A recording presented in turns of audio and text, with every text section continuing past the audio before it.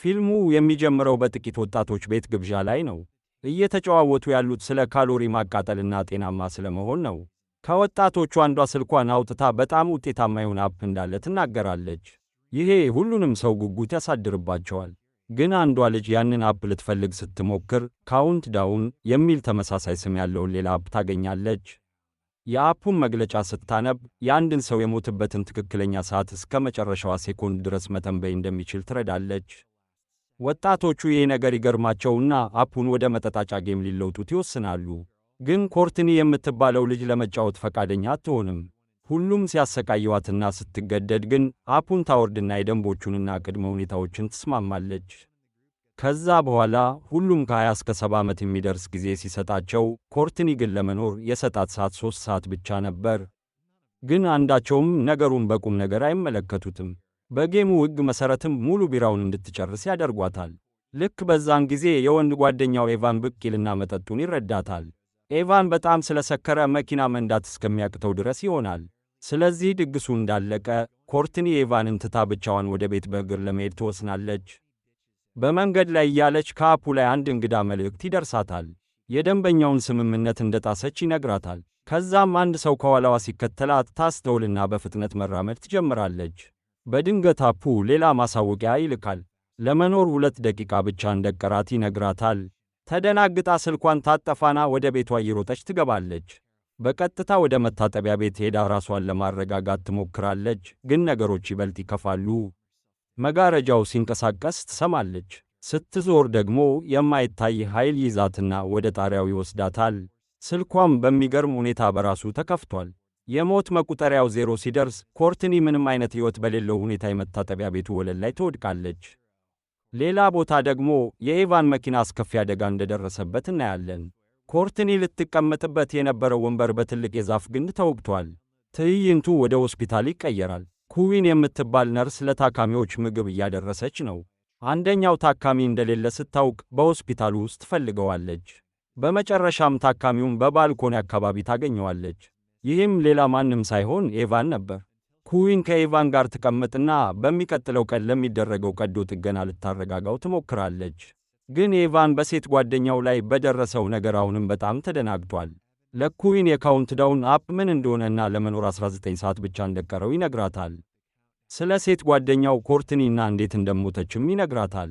ኤቫን በዚያ በተሰጠው ጊዜ ውስጥ እንደሚሞት ያምናል። ይህም ከቀዶ ጥገናው ጊዜ ጋር ይገጣጠማል። ግን ኩዊን በዚህ ሁሉ ነገር የማታምን ስለሆነች ሁሉም ነገር ደህና እንደሚሆን ታሳምነዋለች። ስትመለስ ግን ከአንድ ከፍተኛ ነርስ ኤሚ ጋር ትጋጫለች።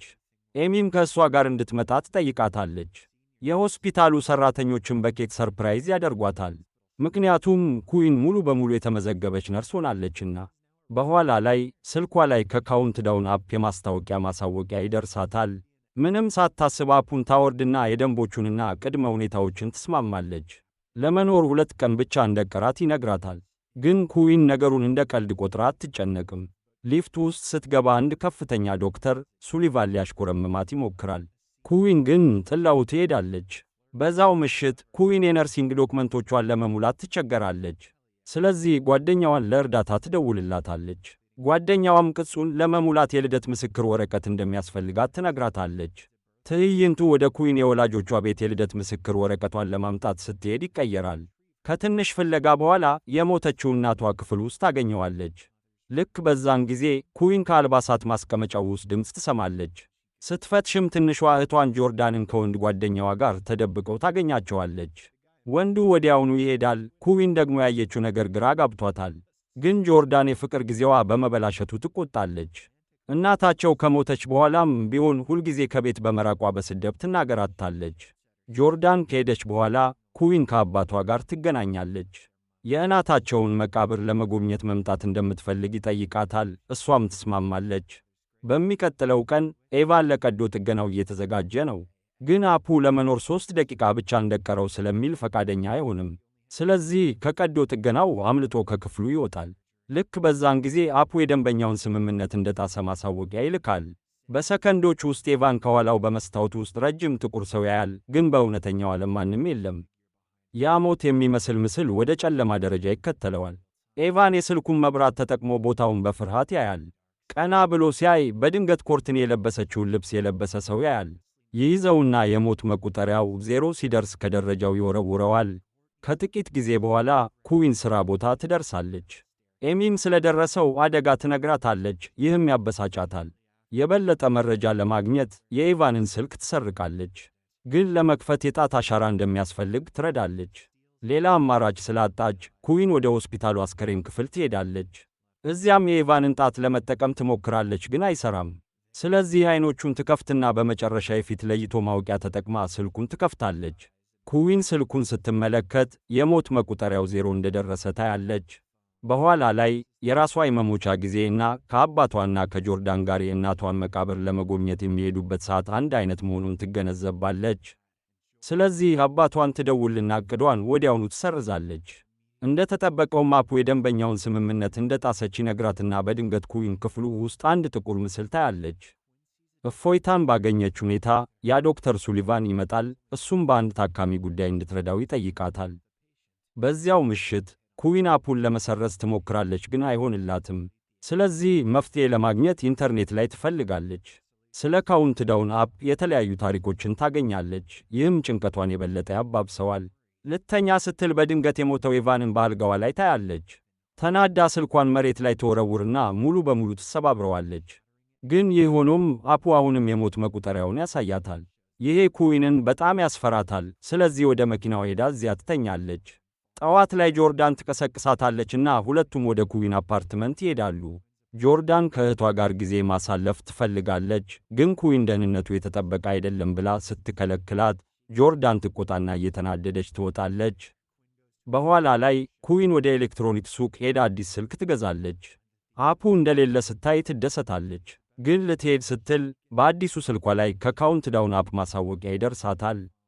ኩዊን በፍርሃት ሱቁን የሚጠብቀውን ሰው እንዲሰርዘው ትለምነዋለች፣ ግን አልቻለም። ተበሳጭታ መኪናዋ ውስጥ ትገባለች። ከሱቁ ውስጥ ማት የሚባል ደንበኛ ኩዊን ስለምታወራው አፕ የሱቁን ሰው ይጠይቃል። ይህ በእንዲህ እንዳለ ኩዊን እየነዳች እያለች በድንገት አንድ ጥቁር ምስል ታያለች። ይህም መኪናዋን ከሌላ መኪና ጋር እንድታጋጭ ያደርጋታል። የተናደደው የመኪናው ባለቤት ሊደበድባት ሲል ማት ከውጪ መጥቶ ያድናታል። ከዛም እሱም በካውንትዳውን አፕ ምክንያት እየተሰቃየ መሆኑን ይነግራታል። ጉዳዩን በዝርዝር ለመወያየት ሁለቱ ወደ ባር ገብተው የአፑን ደንቦችና ቅድመ ሁኔታዎች እንዴት ማንበብ እንደሚችሉ ያስባሉ። አፑ አዲስ ሲጫን ብቻ እንደሚመጣም ይረዳሉ። ስለዚህ ማት የሰከረ ሰው አፑን እንዲያወርድ ያሳምነዋል። የደንቦቹና ቅድመ ሁኔታዎች ገጽ ላይ ሲደርሱ ኩዊን ማንበብ ትጀምራለች። ተጫዋቾቹ ምንም ቢፈጠር ዕጣ ፈንታቸውን መቀበል እንዳለባቸው ይገልጻል። ያ አስደንጋጭ ማስጠንቀቂያ ቢኖርም የሰከረው ሰው ስምምነቱን ይቀበላል። እናም ሁሉንም በሚያስገርም ሁኔታ እሱ ረጅም የሞት መቁጠሪያ 39 ዓመት እንዳለው ያያሉ። ይህ በእንዲህ እንዳለ ጋኔሎች እንደተሳተፉ በማሰብ ኩዊንና ማት ወደ ሆስፒታል ሄደው ካህን ለማነጋገር ይሞክራሉ። ግን ካህኑ የበለጠ ብቃት ያለው ሰው እንዲያነጋግሩ ይነግራቸውና አድራሻ ይሰጣቸዋል። ሊሄዱ ሲሉ ኩዊን በኤሚን ትጠራለች። ማት ደግሞ ወደ መታጠቢያ ቤት ይሄዳል። እዚያም ከክፍሉ ስር የባዶ እግር ልጅ ያያል፣ ግን ትኩረት አልሰጠውም። በኋላ ላይ ማት እጁን ሲታጠብ አንድ ሰው ሲያለቅስ ይሰማል። ሊፈትሽ ሲሄድ ያው ልጅ ግድግዳ የሌለ ይመስል በክፍሎቹ ውስጥ ሲያልፍ ያያል። ብዙም ሳይቆይ መብራቱ ይጠፋና አንድ ምስጢራዊ ሰው ከኋላው ያጠቃዋል። ማት ለሕይወቱ ይታገላል፣ ግን በሚቀጥለው ሰከንድ መብራቱ ይመለስና ጋኔሉም የለም። ይህ በእንዲህ እንዳለ ኩዊን ከኤችአር ክፍል ጋር ስብሰባ ላይ ነች፣ ከዶክተር ሱሊቫን ጋር። ያ አሳዳጅ ዶክተር ለኤችአር ክፍል ኩዊን ያለማቋረጥ እንደምታጠቃው ይዋሻል። ኩዊን እሷ ንጹሕ መሆኗን ልትናገር ብትሞክርም የኤችአር ክፍሉ ለተወሰነ ጊዜ ያህል ከሥራ ያግዳታል። ተናዳ ከክፍሉ ስትወጣ ቀደም ሲል በደረሰው ክስተት አሁንም ደንግጦ ያለውን ማት ታገኘዋለች። ብዙም ሳይቆይ ወደ ቤተ ክርስቲያን ይደርሳሉና ካህኑ የጠቆማቸውን ሰውዬ ይገኙታል። ካዳመጣቸው በኋላ ተመሳሳይ ጋኔል አንድ መንደር እንዳስፈራራ የነበረ ጥንታዊ ታሪክ ያሳያቸዋል። ግን ሰዎች ከተባበሩ በኋላ ድክመቱን አውቀው ለዘላለም ገደሉት። አሁን ካህኑ አፑ እንዴት እንደሚሠራ የበለጠ መረዳት ይፈልጋል። ስለዚህ ኩዊንና ማት አፑን ሃክ ማድረግ የሚችል ሰው እንዲፈልጉ ይነግራቸዋል። በሚቀጥለው ትዕይንት ሁለቱ ወደዚያው የሞባይል ሱቅ ይሄዱና የሱቁን ሰው እርዳታ ይጠይቃሉ። የሱቁ ሰው ቀልድ ይመስለዋል፣ ግን ጥሩ መጠን ያለው ገንዘብ ሲያቀርቡለት ይስማማል። በኋላ ላይ የሱቁ ሰው አፑን ሃክ ያደርግና ኮዱን ያወጣል። ለሁሉም ተጠቃሚዎች የሞት መቁጠሪያዎችን ያገኛልና መጠኖቹን በመቀየር የሕይወት ዘመናቸውን ይጨምራል። በሚያስገርም ሁኔታ የጆርዳንም ስም እዚያ ይታያል፣ እሷም ያንን አፕ እንዳወረደች ያሳያል። አፑን በተሳካ ሁኔታ ሃክ ካደረጉ በኋላ ኩዊን ማትን ወደ ቤት ትወስደዋለች፣ ምክንያቱም ብቻዋን ማደር ስለፈራች። ስለ ሕይወታቸው ትንሽ ይጨዋወታሉና ብዙም ሳይቆይ ይተኛሉ። እኩለ ሌሊት ላይ ኩዊን ከክፍሉ ውጭ የሆነ ድምፅ ስትሰማ በድንገት ትነቃለች። በዛ አስፈሪ ሰዓት ከውጭ ያለው ማት ነው። ይሄ ማለት ከአልጋዋ ላይ ያለው ሰው ጋኔሉ ነው ማለት ነው። ትደነግጣለችና ማት የአልጋ ልብሱን ሲያነሳው ጋኔሉ ይጠፋል። እንደ አለመታደል ሆኖ የማትና የኩዊን የሞት መቁጠሪያዎች ወደ መጀመሪያ ቁጥራቸው ይመለሳሉ። ሌላ ቦታ ጆርዳን ስልኳን ሌላ ክፍል ውስጥ ሲጮህ ሰምታ ልታመጣው ትሄዳለች። የሞት መቁጠሪያውን ስታስተውል በድንገት መብራቶቹ ብልጭ ብልጭ ይላሉና የሞተች እናቷ ስትናገር ትሰማለች። እና በሚቀጥለው ሰከንድ ሴትየዋ ትገለጣለች። ጆርዳን ልቧ ሊቆም ይደርስና ለሕይወቷ ትሮጣለች። እንደ ዕድል ሆኖም ኩዊንና ማት ልክ በሰዓቱ ደርሰው ያድኗታል። ከዚህ በኋላ ሦስቱም ወደ ካህኑ ይሄዳሉ። እዚያም ካህኑ ከአፑ ኮድ ተነስቶ እርግማን እንደተጫነባቸው ይገነዘባል። ካህኑም እርግማኑን ለማንሳት ከካውንትዳውን አፕ ካላቸው ሰዎች አንዱ ቀድሞ መሞት አለበት ወይንም ከሞት መቁጠሪያው በላይ መኖር አለበት ሲል ያብራራል። እንደ ተጠበቀውም ሁለተኛውን አማራጭ ይመርጣሉና ካህኑ ሊረዳቸው ይወስናል። ከጋኔሎች ለመጠበቅ የተቀደሰ ክብ ከመስራቱ በፊት ጨው ይባርካል። ሥነ ሥርዓቱ ከተጠናቀቀ በኋላ ማት ለመኖር 2 ደቂቃ ብቻ እንደቀረው ይረዳል። ስለዚህ ለሰከንድ ያህል ወደ ጎን ይቆማል። ኩዊን ልታጽናናው አብራው ትሄዳለች፣ ግን በስሜታዊነት ይሳሳማሉ። በድንገት መብራቶቹ ይጠፋሉና ሁሉም በፍጥነት ወደ ክቡ ውስጥ ይገባሉ። ጋኔሉ ብዙም ሳይቆይ ይገለጣልና እንደተጠበቀውም ክቡ ውስጥ መግባት አይችልም። በድንገት የማት ስልክ መጮህ ይጀምራልና የሞተው ወንድሙ ማየት ይጀምራል። ወንድሙ ከክቡ ውስጥ እንዲወጣ ያታልለዋል። ጋኔሉም ወዲያውኑ ከሕንፃው ውጪ ይጎትተዋል። ኩዊንም ተከትላው ትሮጣለች። ግን ሁለቱ ሲገናኙ ማት በድንገት በመኪና ተገጭቶ ይሞታል። ተሰብራ ኩዊን ወደ ውስጥ ትመለሳለች። እዚያም እህቷ ጆርዳን ደም ሲፈሳት ታገኛለች።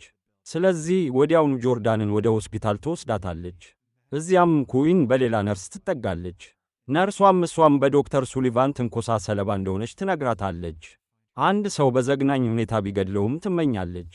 ይህን ስትሰማ ኩዊን አንድ ብሩህ ሐሳብ ታገኛለች። ሱሊቫንም አፑ እንዳለው ስለምታውቅ እርግማኑን ሊያነሳ ይችላል በሚል ተስፋ እሱን ቀድማ ለመግደል ታቅዳለች።